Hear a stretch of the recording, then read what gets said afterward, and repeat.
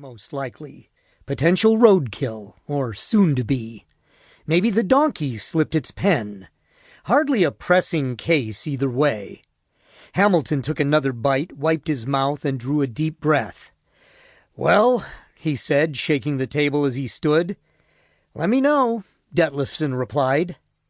Detlefsen watched as Hamilton replaced his hat and stepped into the sunlight, wind rushing in through the closing door. He hadn't thought about the zoo in years. He used to visit when he was just a kid. They all did, back when the zoo was still a trailer home off the highway, a chimpanzee in a corn crib, a few petting goats. Not so different from the farm, really, save for Reuben, that stinker throwing his feces. Detlefsen and his family would make a day of the trip. First the zoo, then Ashfall Fossil Beds State Historical Park, the trout hatchery, sometimes the Gavins Point Dam up north along the Missouri. He'd lost track of the zoo over the years, grown out of it maybe, though by the time he returned from Wayne, Zoo Nebraska had grown up too, with tigers and lions now stalking the cages, and Reuben's 3 new roommates, Ripley, Tyler, and Jimmy Joe. Still a novelty, perhaps, but no longer a joke. A few minutes later, as Detlefsen eyed the last fries on his plate, dispatch called. "They need you up there now. They need guns." The cab of the cruiser was static and warm. Detlefsen cracked the window as he backed onto Main Street and steered toward the highway, past the red brick courthouse with the golden antelope perched on top.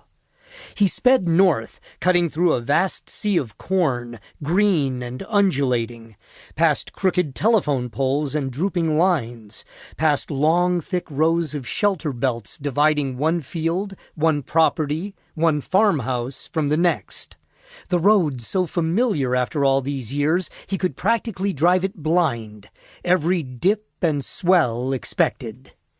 The sky offered blue and more blue, without a single cloud mooring on the horizon, nothing to count, nothing to question.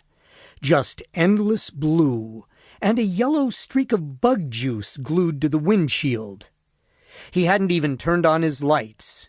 "I'll get there," he thought, "when I get there." By the time he met the juncture at Highway 20 and turned west, he could hardly remember the last 15 miles, as if he'd simply materialized at the intersection where the Yum Yum Shack used to sling burgers and swirl soft-serve ice cream in the dog days of summer.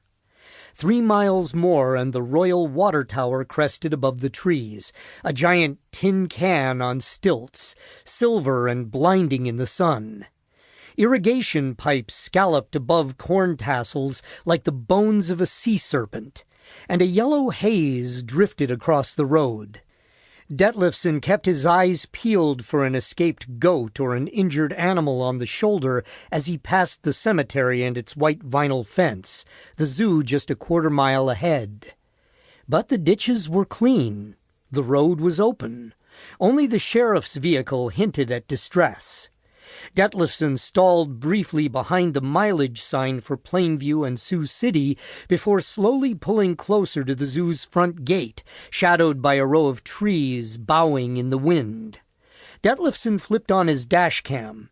The radio crackled in the cab, the equipment jostling with every divot in the dry dirt parking lot, as Arvin Brandt, an off-duty county patrolman, drove past him.